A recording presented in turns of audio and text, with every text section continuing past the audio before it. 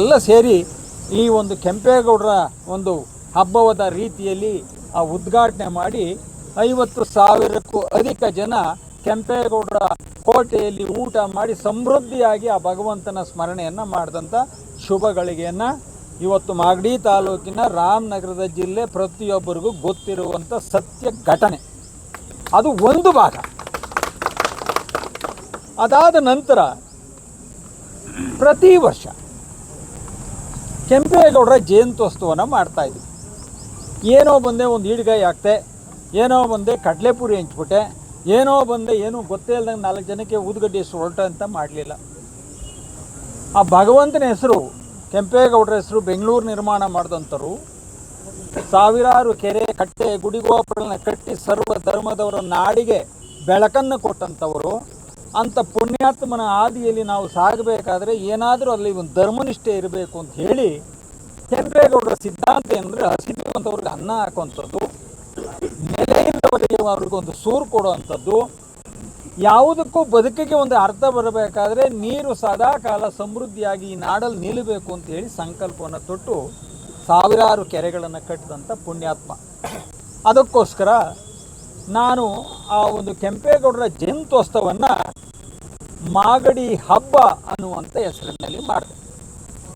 ಮನೆ ಹಬ್ಬ ಅಲ್ಲ, ಮಾಗಡಿಯ ಹಬ್ಬ, ನಾಡಿಗೆಲ್ಲ ಹಬ್ಬ, ಸರ್ವ ಧರ್ಮದವರಿಗೂ ಹಬ್ಬ, ಎಲ್ಲರೂ ನಿಮ್ಮ ಹಬ್ಬಕ್ಕೆ ಬನ್ನಿ ಅನ್ನುವಂಥ ಸಂದೇಶವನ್ನು ಕೊಟ್ಟು ಕನಿಷ್ಠ ಪಕ್ಷ 20,000ರಿಂದ 85,000 ಜನದವರೆಗೂ ಪ್ರತಿ ವರ್ಷ ಕೆಂಪೇಗೌಡರಿಗೆ ಮಾಲಾರ್ಪಣೆಯನ್ನು ಮಾಡಿ ಗುರುಗಳನ್ನು, ಹಿರಿಯರನ್ನು, ಚಿಂತಕರನ್ನು, ಹೋರಾಟಗಾರರನ್ನು ಕರೆಸಿ ಮಾಗಡಿ ಕೆಂಪೇಗೌಡರ ಕೋಟೆಯಲ್ಲಿ ಅನ್ನದಾಸೋಹವನ್ನು ಮಾಡುವ ಮುಖಾಂತರ ಈ ಒಂದು ಹಬ್ಬವನ್ನು ಯಾರ ಅಂಗು ಅಡಚಣೆ ಇಲ್ಲದೆ ಅದ್ಧೂರಿಯಾಗಿ ನಡೆಸ್ಕೊಂಡು ಬರ್ತಾ ಇದ್ದೀನಿ. ಇವತ್ತು ಸುಮಾರು 22 ವರ್ಷಗಳಿಂದ ಕೆಂಪೇಗೌಡರ ಜಯಂತ್ಯೋತ್ಸವಕ್ಕೆ ನಾನು ಹೇಳಿದ್ನಲ್ಲ, ಜನ ಒಂದೊಂದು ಸಾರಿಗೆ 60, 70,000, 80,000 ಜನ ಇವತ್ತು ಕೋಟೆಗೆ ಸೇರಿ ಊಟ ಮಾಡಿ ಇದೊಂದು ಮಾಗಡಿ ಹಬ್ಬನಪ್ಪ, ಕೃಷ್ಣಪ್ಪನವ್ರು ಮಾಡಿದ್ರೆ ಹಸುವಿಲ್ಲ, ಅಲ್ಲಿ ಹೋದರೆ ಸಂಜೆವರೆಗೂ ಊಟ ಮಾಡೋದು, ಮನೋರಂಜನೆ ನೋಡ್ಬೋದು, ಕಾರ್ಯಕ್ರಮ ನೋಡ್ಬೋದು, ಇದು ಮಾಗಡಿ ಹಬ್ಬನೇ ಹೊರತು ಕೃಷ್ಣಪ್ಪನವ್ರ ಹಬ್ಬ ಅಲ್ಲ ಅಂತ ಹೇಳಿ ಸಂತೋಷ ಪಡುವಂಥ ಜನರ ಹರ್ಷದ ಜೊತೆಯಲ್ಲಿ ಮಾಡಿದಂಥ ಹಬ್ಬವನ್ನು ಇವತ್ತು ಅವರ ಹೆಸರಿಗೆ ಕಳಂಕ ತರುವಂಥ ರೀತಿಯಲ್ಲಿ ನೀವು ಕೊಟ್ಟಿದ್ದೀರಿ. ನಾನು ಕೆಲವು ಪ್ರಶ್ನೆಗಳನ್ನು ಕೇಳ್ತೀನಿ. ಇಲ್ಲಿವರೆಗೂ ಎಷ್ಟು ಹಣ ವ್ಯಯವನ್ನು ಮಾಡಿದ್ದೀನಿ?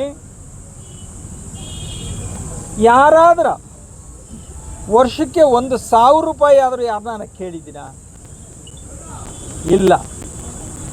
ಅಥವಾ ನೀವು ಹೇಳ್ತಿರಲ್ಲ ಹಿಂದೆಗಡೆ ನಿಂತ್ಕೊಂಡು ಅದು ಹಾಗೆ ಇದು ಹೀಗೆ ಅಂತ ಹೇಳ್ತಿರಲ್ಲ, ನಿಮ್ಮ ಯೋಗ್ಯತೆಗೆ ಹೋಗಲಿ ಆ ಕಾರ್ಯಕ್ರಮ ಹೇಗಿದೆ, ಹೇಗೆ ಮಾಡ್ತಾರೆ ಅಂತ ಬಂದು ನೋಡಿದ್ದೀರಾ? ಇಲ್ಲ.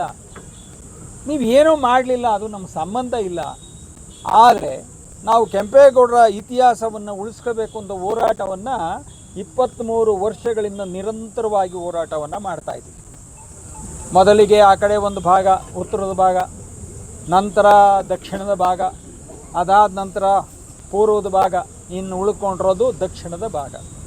ಈ ಹೋರಾಟವನ್ನು ಮಾಡುವ ದಿಕ್ಕಿನಲ್ಲಿ ಹಾಗೆ ಹೀಗೆ ಎಲ್ಲ ಕಳೆದು ಸಾಕಷ್ಟು ನೋವಾಗಿ ಜೈಲಿಗೆ ಹೋಗಿ ಬಂದೆ. ಕೆಂಪೇಗೌಡರ ಕೋಟೆ ವಿಷಯದಲ್ಲಿ ಜೈಲನ್ನು ಅನುಭವಿಸಿ ಬಂದೆ. ನಾನು ಯಾರ ಮೇಲೂ ನಿಷ್ಠೂರ ಮಾಡೋದಿಲ್ಲ. ಹೇಳಿದ್ನಲ್ಲ, ತಲೆಕಾಯಿನ ದೇವರು, ಮನುಷ್ಯನ ಕೈಲಿ ಏನೂ ಇಲ್ಲ. ಹಾಗಾಗಿ ಎಲ್ಲವನ್ನು ಜಯಿಸ್ಕೊಂಡು ಬಂದೆ. ಈ ಬಾರಿ ಎಲೆಕ್ಷನ್ ಯಾವಾಗಾಗಿದ್ದು? 2023. ನಾನು ಎಸ್.ಸಿ. ಬಾಲಕೃಷ್ಣರವರಿಗೆ, ಇಲ್ಲ ಈ ಬಾರಿ ನೀವು ಶಾಸಕರಾಗಿ, ಇಲ್ಲಿವರೆಗೂ ರಾಜಕೀಯವಾಗಿ ಮನಸ್ತಾಪ ಇರಬಹುದು, ವೈಯಕ್ತಿಕವಾದ ವಿಚಾರ ಇಲ್ಲ, ಹಾಗಾಗಿ ಏನೋ ಒಂದು ಒಕ್ಕಲುತನದ ಹಿರಿಮೆಗೆ ನಾವೆಲ್ಲ ಕೈ ಜೋಡಿಸಿದ್ರೆ ಮಾಗಡಿ ಅಭಿವೃದ್ಧಿ ಆಗ್ತದೆ. ನಾನೇನು ರಾಜಕೀಯಕ್ಕೆ ಇಲ್ಲ, ನಾನು ಕೆಂಪೇಗೌಡರ ಧರ್ಮವನ್ನು ಮಾಡ್ತೀನಿ, ನೀವು ರಾಜ್ಯಭಾರ ಬೇಕಾದ್ರೆ ಮಾಡಿಕೊಳ್ಳಿ ಅಂತ ಹೇಳಿ ನಾನು ತುಂಬ ಹೃದಯದಿಂದ ಕಾಲಭೈರೇಶ್ವರ ಸ್ವಾಮಿ ದೇವಸ್ಥಾನದ ಪೂಜೆ ಮಾಡಿ ಹಾರ ಹಾಕಿ ಅವರಿಗೆ ಒಬ್ಬ ಸೋದರನಾಗಿ ಅವರಿಗೆ ಗೆಲುವಿಗೆ ನಾನು ಕಾರಣಕರ್ತನಾಗಿದ್ದೀನಿ. ಅದು ಸತ್ಯ, ಇದು ಉಪೇಕ್ಷೆ ಅಲ್ಲ. ಇದು ಒಂದು ಭಾಗ. ನಾನು ಕೇಳಿದ ಒಂದು ಪ್ರಶ್ನೆ ಏನಪ್ಪ ಅಂದರೆ, ಗೆದ್ದ ನಂತರ ನಾವು ಬಾಲಕೃಷ್ಣ ಅವರು, ನಮ್ಮ ಸಂಸದರಾದ ಮಾಜಿ ಶಾಸಕ ಸಂಸದ ಸುರೇಶ್ ರವರು, ಡ್ರೈವರು 4 ಜನ ಗಾಡೀಲಿ ಅದೇ ಭಾಗದಲ್ಲಿ ಬಂದ್ವಿ. ಅವತ್ತು ಹೇಳಿದೆ, ನೋಡಿ ಮತ್ತೆ ನೀವು ಕಸ ಸುರುತ್ತಾ ಇದ್ದೀರಿ, ದಯಮಾಡಿ ಇದನ್ನು ಎತ್ತಿಸಿ. ನಾನೇನು ಬೇರೆ ಏನು ಕೇಳಿದ್ರೆ ನೀವೇನಾರು ಮಾಡ್ಕೊಳ್ಳಿ, ಆ ಕಂದಕಾರು ಉಳಿಸಿ, ಇತಿಹಾಸದಲ್ಲಿ ಒಂದು ಪುಟದಲ್ಲಿ ಉಳಿಬೇಕು ಅಂತ ಹೇಳಿದೆ. ಮಕ ನೋಡಿದ್ರು, ಅಲ್ಲಿಂದ ನನ್ನ ಶತ್ರುತ್ವ ಒಂಥರ ನೋಡೋದಕ್ಕೆ ಮಾತಾಡ್ಕೊಂಡಿರೋದು, ಆ ವಿಷಯ ಬಂದರೆ ಕೇರ್ಲೆಸ್ ಮಾಡೋದು, ಅದು ಯಾಕೋ ಮನಸ್ಸಿಗೆ ನನಗೂ ಭಾಳ ನೋವಾಯಿತು. ಒಂದು ಬಾರಿ ಚರ್ಚೆ ಮಾಡಿದಾಗ ಅವ್ರು ಯಾವತ್ತೂ ಮುಖ ಕೊಟ್ಟು ಮಾತಾಡಲಿಲ್ವೋ, ಆವಾಗ ನನಗೆ ಭಾಳ ನೋವಾದಂಥ ವಿಷಯದಲ್ಲಿ ಆವಾಗ ನಾನು ಇದಕ್ಕೆ ಏನಾದರೂ ಒಂದು ಪರಿಹಾರವನ್ನು ಹುಡುಕಬೇಕು ಅಂತ ಹೇಳಿ ಪುರಾತತ್ವ ಇಲಾಖೆಗೆ 18/1/2025 ಅಲ್ಲಿಗೆ ಒಂದು ಸಂದೇಶವನ್ನು ಕಳಿಸ್ತೀವಿ. ಇದು ಕೆಂಪೇಗೌಡರ ಕೋಟೆ ಕರ್ನಾಟಕದ ಗೆಜೆಟಲ್ಲಿ ಪಾಸ್ ಆಗಿ ನಿಮ್ಮ ಇಲಾಖೆಗೆ ಸಂಬಂಧಪಟ್ಟಿದ್ದ ಅಥವಾ ಇಲ್ಲ. ಅವ್ರು ಹೇಳ್ತಾರೆ, ಇದು ನಮಗೆ ಸಂಬಂಧಪಟ್ಟ ವಿಷಯ. ಕೆಂಪೇಗೌಡರ ಎಲ್ಲ ಮೂಲಭೂತ ಸೌಕರ್ಯಗಳು, ಅವರ ಕೋಟೆಗಳು, ಪಟ್ಟಣಗಳು, ಕೆರೆಗಳು, ಕಲ್ಯಾಣಿಗಳು, ಇವರ ವ್ಯಾಪ್ತಿಗೆ ಬರುವಂಥ 13 ಎಕರೆ 34 ಕೋಟೆ ಇದು ಕೆಂಪೇಗೌಡರ ಆಸ್ತಿಯಾಗಿದೆ.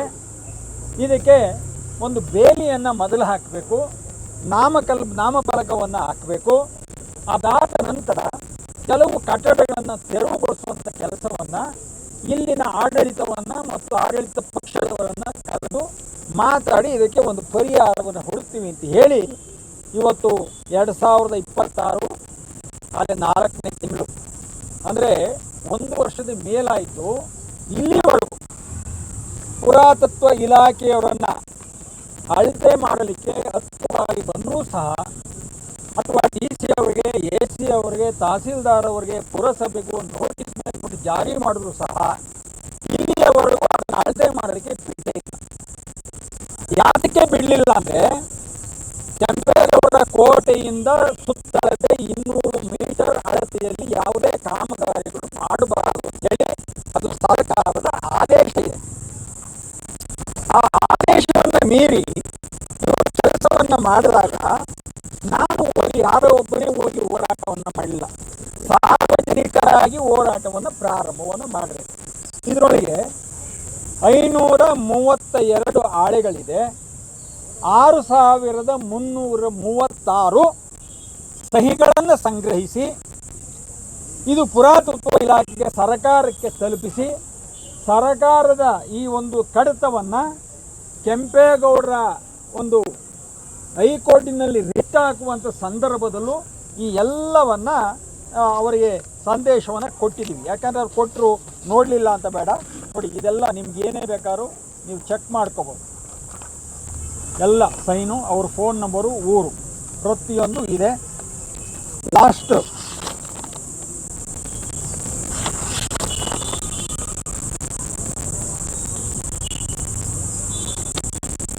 ನೋಡಿ, ಲಾಸ್ಟ್ ಹಾಳೆ 6336 ಸಹಿಗಳನ್ನು ಸಂಗ್ರಹಿಸಿ ನ್ಯಾಯಾಲಯಕ್ಕೆ, ಪುರಾತತ್ವ ಇಲಾಖೆ ಮತ್ತು ಇದಕ್ಕೆ ಸಂಬಂಧಪಟ್ಟ ಇಲಾಖೆಗಳಿಗೆ ಕೊಟ್ಟಿದ್ದೀವಿ. ಇಲ್ಲಿಯವರೆಗೂ ಸರ್ವೆಯನ್ನು ಮಾಡೋಕ್ಕೆ ಬಿಟ್ಟಿಲ್ಲ. ಇವತ್ತು ಕೋಟೆಯಿಂದ ಇವತ್ತು ಏನು ಆ ತರಕಾರಿ ಮಾರೋರು, ಸುಣ್ಣ ಮಾರೋರು, ನಿಂಬೆಹಣ್ಣು ಮಾರೋರು, ಸೊಪ್ಪು ಮಾರೋರು, ಗುಳ ಮಾರೋರು, ಒಂದು ತರಕಾರಿ ಯಾವುದೇ ಒಂದು ಸಂಬಂಧಪಟ್ಟ ಮಾರೋರು, ಒಂದು ಕೋಳಿ ಮಾರೋರು, ಕುರಿ ಮಾರೋರು, ಇವರೆಲ್ಲರಿಗೂ ಏನು ಮಾಡ್ಕೊಂಡು ಇಲ್ಲಿವರೆಗೂ 20 ರೂಪಾಯಿ ಅಂತ ಕಲೆಕ್ಷನ್ ಮಾಡಿ ಪುರಸಭೆಯವರು ತೊಗೊಂಡ್ರಲ್ಲ, ಲೆಕ್ಕ ಇಲ್ಲ, ಬುಕ್ ಇಲ್ಲ, ತಿಂದಿದ್ದು, ಮಾಡಿದ್ದು ಅಂತ ಅಧಿಕಾರಿಗಳು ಮಾಡಿದ್ರಲ್ಲ. ಇಷ್ಟೆಲ್ಲ ಮಾಡಿದರೆ ಇವತ್ತು 23 ವರ್ಷ ಆಡಳಿತವನ್ನು ಶಾಸಕರಾದ ಬಾಲಕೃಷ್ಣವರು ಆಡಳಿತವನ್ನು ಮಾಡಿದ್ದಾರೆ.